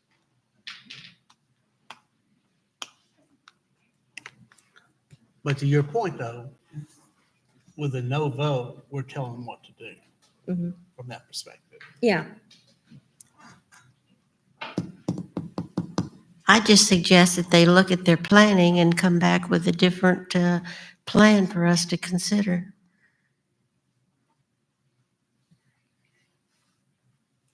Any other comments from the commission? Okay, let's move to ordinance 1134. Ordinance 1134, an ordinance of the City of Collegedale, Tennessee to amend ordinance 1087 in order to comply with certain mandatory building codes and rules promulgated by the Secretary of Department of Commerce and Insurance for the state of Tennessee. Good evening, ladies and gentlemen. Bring this to you tonight to prevent us from having what happened to Hamilton County. Ronnie Blaylock with Hamilton County informed me that they got audited by the state, determined that they were not in compliance. Apparently, the state of Tennessee passed a law stating that a local jurisdiction can't have a more stringent energy code than what the state's enforcing. So this, what is being brought before you tonight, is bringing us into compliance with the state to keep us from getting fined by the state of Tennessee. So we have to downgrade because they don't want to upgrade? Basically, that's what it sounds like. Yeah, unfortunately, our hands are tied, and our attorney can attest to the same. So our hands are kind of tied, unfortunately. I wish that wasn't the case. I move to approve. A second. And roll call, please. Commissioner Baker? Yay. Commissioner Lamb? Hey, Commissioner Sadler? Yay. Vice Mayor Johnson? Yay. Mayor Lloyd? Yay. Thank you. First reading of ordinance 1137. Ordinance 1137, an ordinance of the City of Collegedale, Tennessee, establishing regulations for the use of city recreational facilities.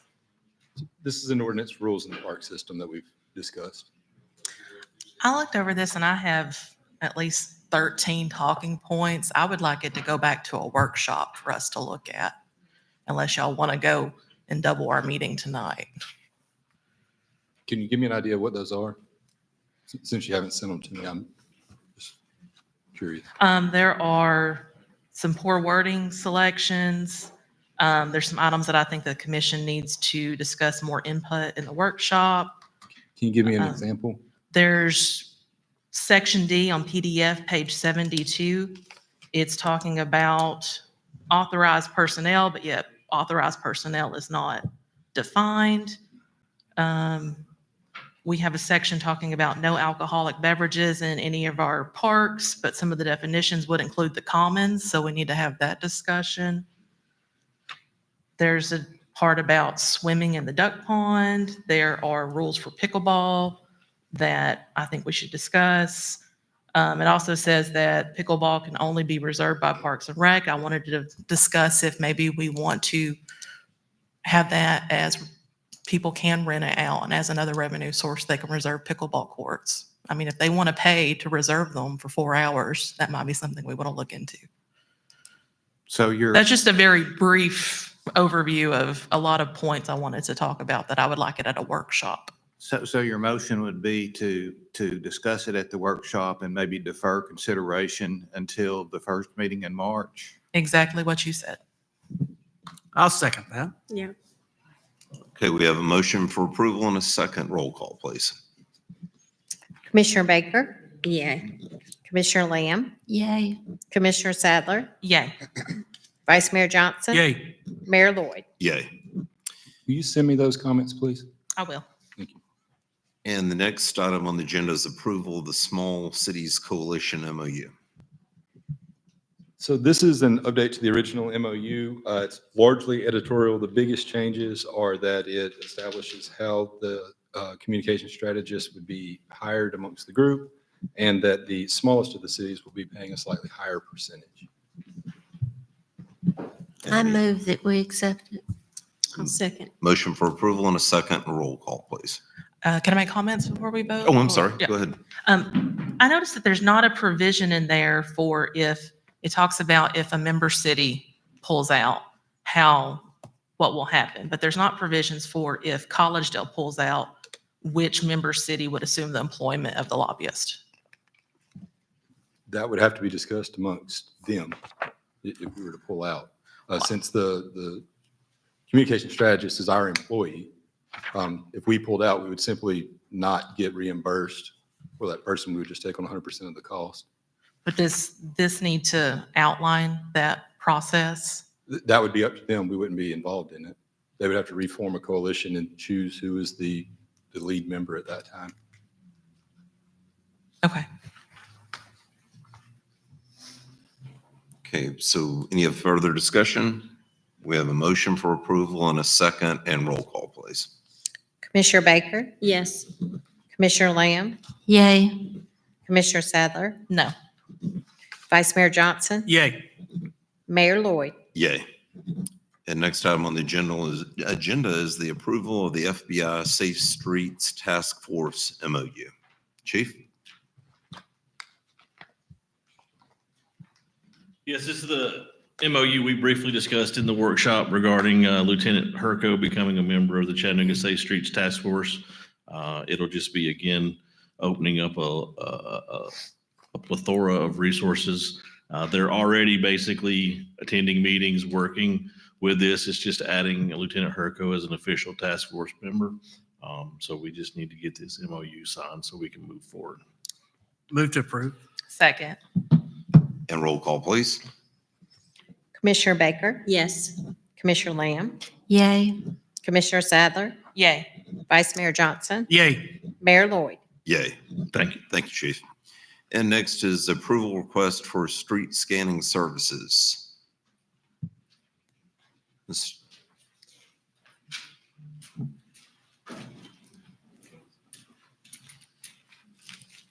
Yes, hello, good evening. This is the request that we had talked about at last month's workshop for street scanning. It's a 3-year contract. Pretty much went over everything at workshop, so if y'all have any questions, please let me know. So same process, what was quoted originally. Correct. So give me 3 bullet points why I should not just trust your eyes on looking at the streets. I mean, what's the benefit for you and the citizens who's Sure. paying for this? So the biggest benefit for me and for the citizens is we've been focusing a lot on mill and pave on our main arterial roads, and up until just last year, haven't done anything in residential roads.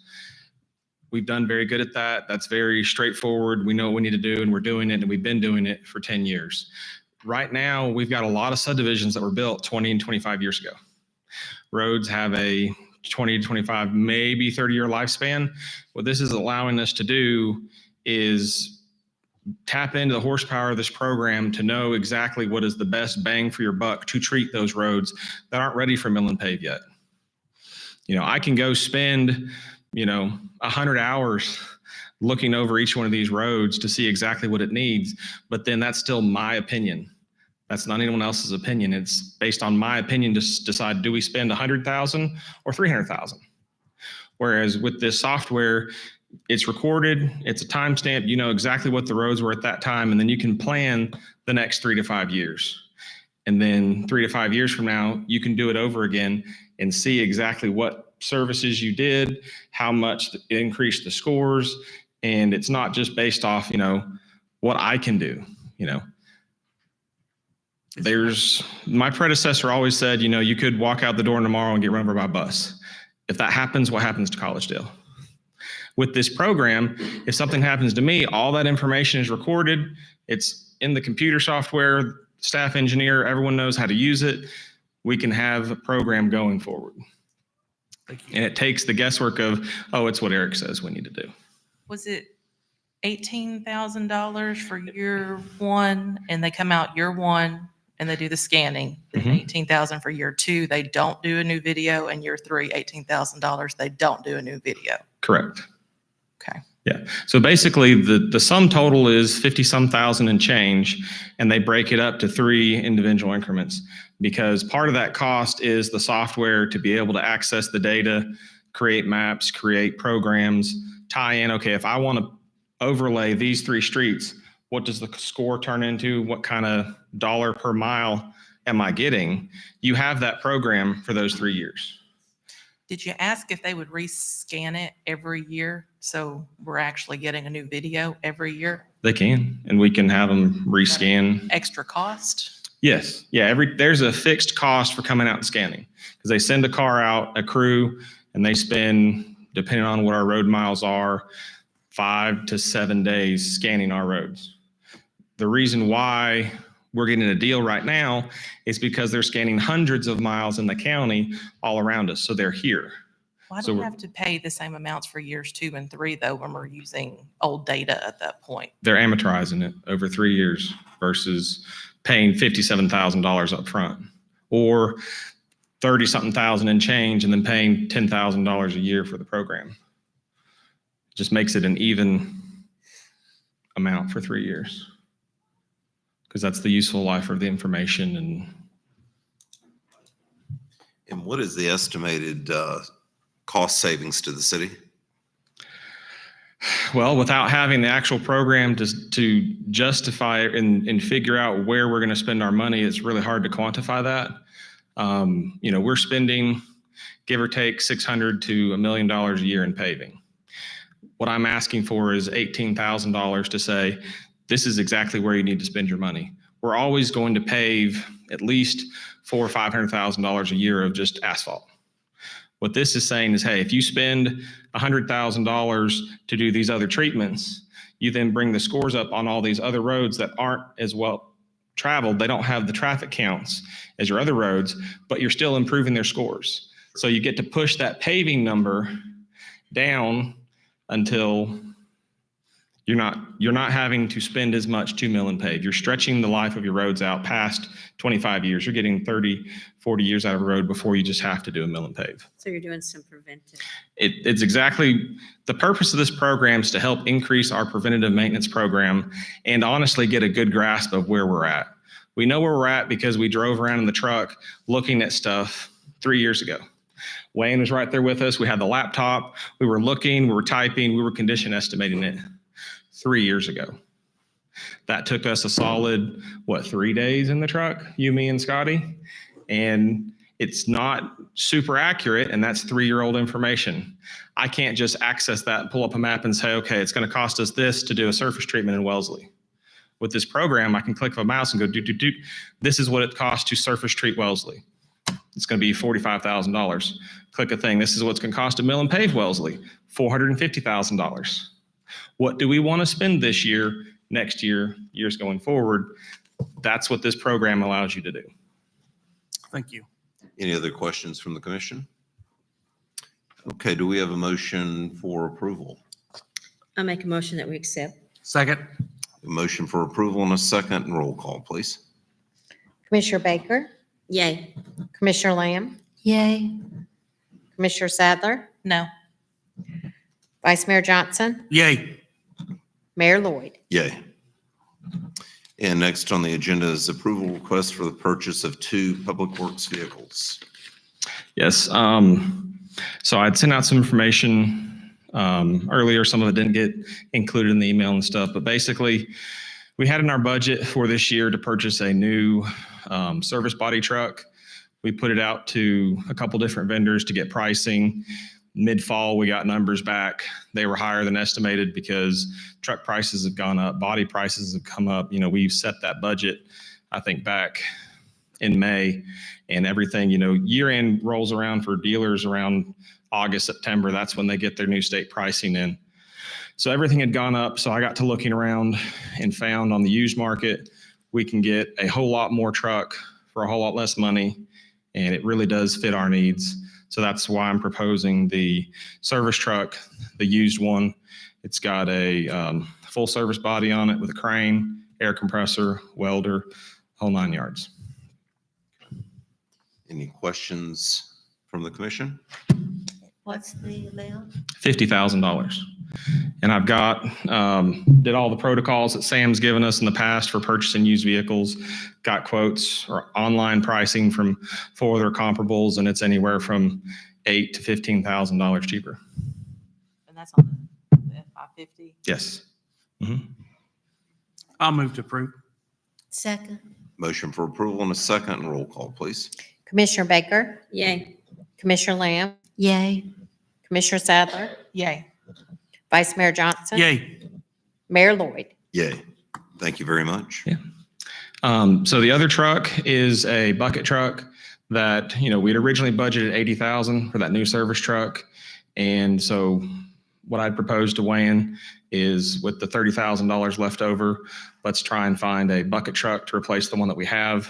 The one that we currently have is a 97 model. It was purchased from TVA, I think 10 or 15 years ago or so. It needs a lot of work to become certified again. And I just don't see it worth putting $10,000 or $15,000 into that truck when we can go find one that's a lot newer. It would function a lot better for us. So that's why I was presenting the bucket truck for $25,000. Any questions from the commission? And do we have a motion for approval? I move, we accept. And I will second that. Roll call, please. Commissioner Baker, Yay. Commissioner Lamb, Yay. Commissioner Sadler, No. Vice Mayor Johnson, Yay. Mayor Lloyd. Yay. Thank you. Thank you very much. And requests for reports from city administration.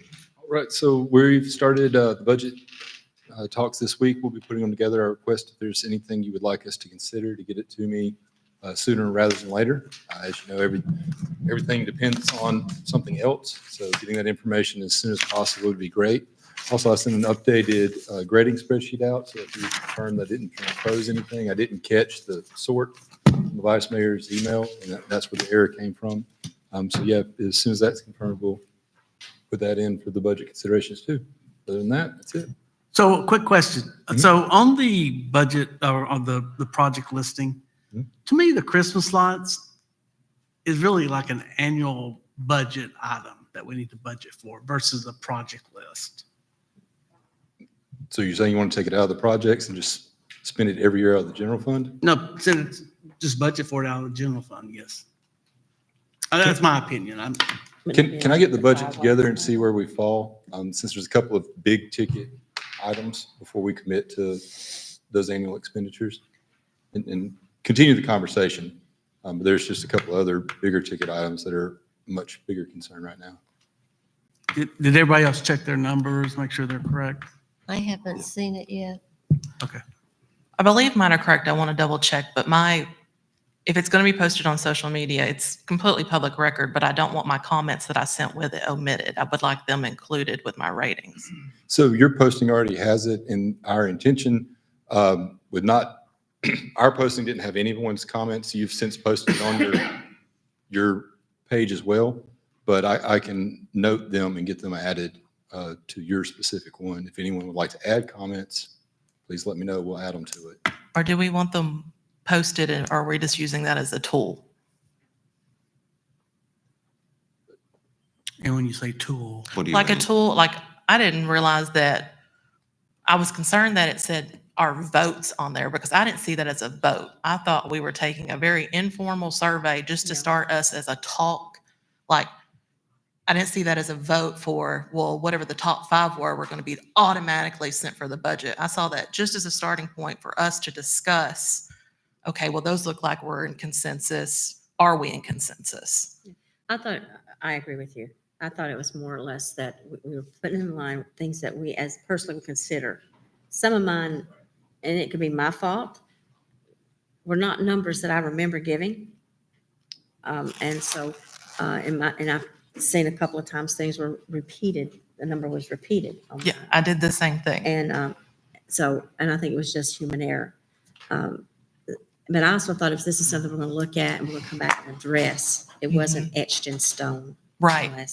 Yeah. I didn't see it as a vote at all, just as a starting point. so I think what we need to do is everybody needs to look at their numbers if you haven't and double check and then get with Wayne to make sure we get that updated as needed. The goal was to know what projects to put into this year's budget. Yeah. And it was exactly right, trying to get consensus on what those projects are and to have those further conversations during the budget process as they're added in or taken out. So that was the goal, was consensus view of what does the commission want us to work on. Well, my understanding is we had a bucket of money, and this was, you were wanting input from us as to how that bucket of money, how we felt like that bucket of money should be spent, how we would prioritize that. We have the opportunity to make some investments in the city, and I was looking for input on what investments the commission wanted us to make so that we can inform the budget process and achieve them rather than continuing to talk and I'm not executing for you then. Communicational skill. Any other comments That's from? all I've got tonight. Okay, from the commission. I want to thank Codes Enforcement for going out on Appleton Pike this week. Thank you for addressing that garbage issue. And I wanted to talk about Thatcher Switch. Can we get a firm goal on when that's going to be reopened? We'll We're follow up. over a year, aren't we? Yeah, I think so. Do you have any? December 20th, 2022. So, Right now, we have not been able to get striping prices from anybody, and TDOT has put pressure on their contractor to stripe it because they have that in their contract, and they still haven't shown up to do it. We have attempted to stripe it ourselves, and our striping machine malfunctioned because it was too cold. So it's basically, are we willing to open that road without striping on it? That's the only thing that's keeping that from being open. Well, we pretty much already have Wright Brothers using it every day, parking out there. So it almost seems unfair So not to they let citizens. dropped the bridges here last week. And they were supposed to stripe Tucker Road. I had that conversation Yep. specifically with them. So why they didn't stripe it, they didn't even call me to tell me they were striping the bridges. But I specifically spoke with Wright Brothers and told them they needed to stripe Tucker Road. And they said they would. Can we as a city send a letter Yeah, to put some more heat on? be happy to. Because I totally you- agree. We need to reopen that. Can you road. try your striping machine again since it's warmed up a little bit? Yeah, we can try it. We'll all put heat lamps out there if we have to. Hey, do we have an update on our brand new garbage truck that's been on order for over 2 years? It's been delivered and we've been using it. There were a couple items that the dealership failed to put on it because it was 2.5-year-old order that they ordered the parts for to update it on, but we have been using the truck for a month and a half. Wow, I missed that one. How did I miss that? It doesn't come by your house. You get the whole garbage It has truck. brand new city seals on it as well. So my question I always like to ask, the bridge right now to nowhere, Mhm. Yes. is TDOT still saying we're on target?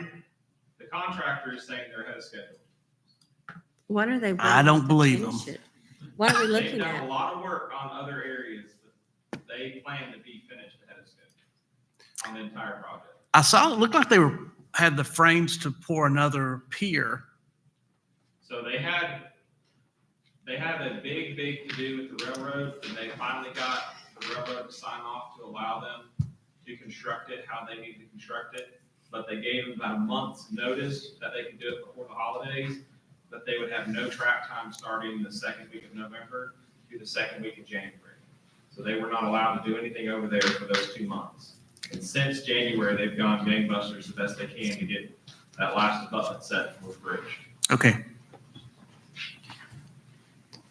So they'll be pouring for that abutment, what, the next 2 weeks? Making them walk. I'm not sure exactly. I do know that's one of their biggest ticket items get knocked out. So they're moving as best as they can with it.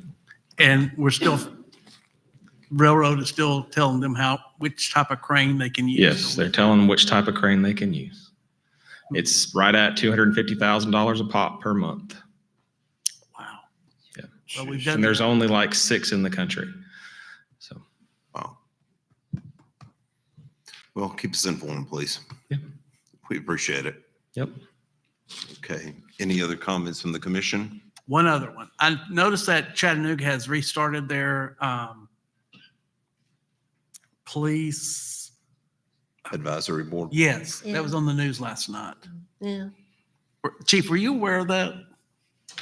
I was, but I think their board and what they're using for and what we were doing is two kind of Different. similar but different things. And again, based on the discussion that I had with the city attorney, ours just isn't going to work until the language is changed. Okay. So didn't the state stop all boards like that? Academy? The city attorney and I agree that they essentially did by the language that they used. Even though it wasn't really, I don't think specifically directed at like what our board was doing at all. I just think the language restricted that and the city attorney agreed. So until that gets altered or changed, unless the city attorney advises me otherwise, I don't really think there's anything that we can do to match what we were doing to fit. I've learned the over the years not to argue with him. So, yeah. Thank you. Thanks, Chief. Any other issues from the commission? Questions, items we need to discuss? Well, if there are no other, then I will move for adjournment. Do we have a second? Second. And roll call, please. Commissioner Baker, Yay. Commissioner Lamb, Yay. Commissioner Sadler, Yay. Vice Mayor Johnson. Yay. Mayor Lloyd. Yay. And we are adjourned.